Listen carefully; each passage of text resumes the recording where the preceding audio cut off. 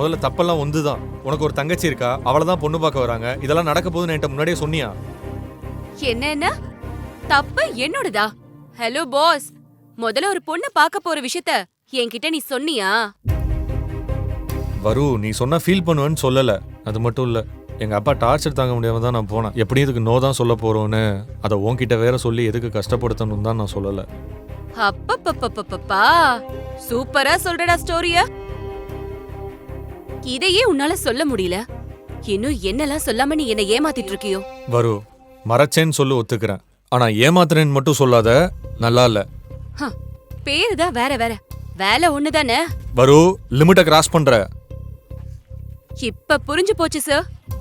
உங்களுக்கு லவ் பண்றதுக்கு ஒரு பொண்ணு, கல்யாணம் பண்றதுக்கு வேற ஒரு பொண்ணு தேவைப்படுது. வரு ப்ளீஸ், யூ ஹர்ட்டிங் மீ.